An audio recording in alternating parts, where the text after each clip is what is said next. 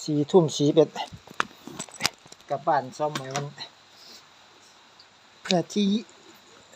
4มิถุนายน69จากวิ่งช่วง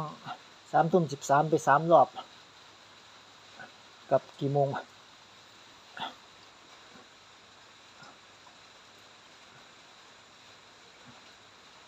กับอีก5นาทีนะจำช่วงเวลาไม่ได้โอ้ยปวดหัวช่วงนี้มันเท่าไหร่ล่ะ 3:42 3:42 ใช่อยู่ประมาณ4นาที